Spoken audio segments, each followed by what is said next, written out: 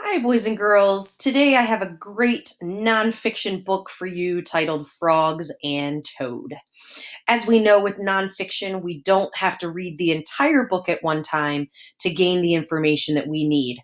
So we're going to focus on a couple sections of the book today. Um, of course, I'm going to start with the beginning and then I'm going to skip around to a different section. Our focus for today is how frogs and toads are similar, how they compare, or how they are the same, and how frogs and toads are different, how they contrast. So I want you to listen closely for that as I read to you today. I found a frog.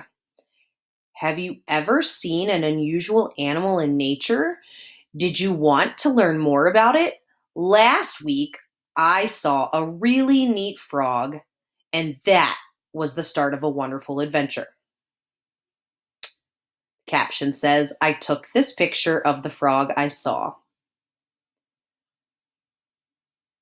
What does a frog say when it sees something great? Totally awesome. Get it, like a toad?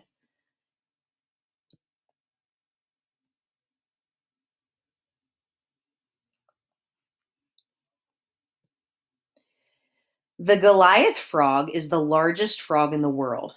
There's the caption I just read. I looked for the frog in the book called a field guide. I started looking through the pictures in the book. I was amazed to see all the different kinds of frogs and toads. It turns out I saw a wood frog. Did you know there are almost 5,000 kinds of frogs and toads? The biggest one is as big as a dinner plate. Boys and girls, can you imagine that? Think about your dinner plate. That's how big it is. One of the smallest is the Brazilian gold frog. Its real size is shown here. That's tiny.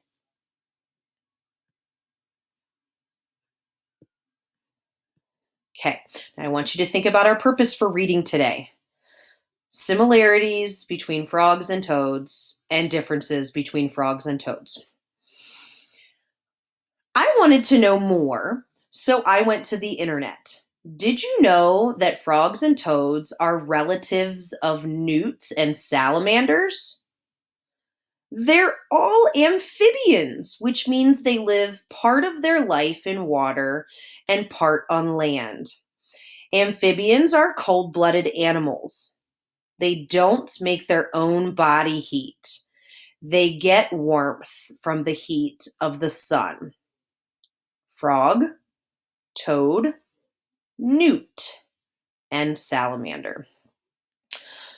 So I'd like to take a moment and think here about what I just found out about frogs and toads. On this page, we learn something that's the same. They are both relatives of newts and salamanders, and they are all in the group of animals called amphibians, living part of their life in water and part on land. We're off to a good start, boys and girls. Let's keep going.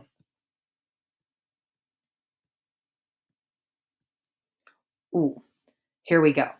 Do you know the differences between frogs and toads? Here's what I learned from a book at the library. Has this handy little chart here, boys and girls, so that we can see very quickly with just these notes some similarities or differences in this case. Frogs, smooth or slimy skin. Let's go over here. This title says toads, dry, bumpy skin. Ooh, so their skin is different. Frogs live in wet places. Toads live in dry places. Frogs, long, strong back legs for leaping. Toads, shorter back legs for walking. Webbed feet, most for frogs. No webbing on feet for toads. Frogs lay eggs in groups. Lay eggs in long chains for toads. Now, please think about what is the same and different between frogs and toads.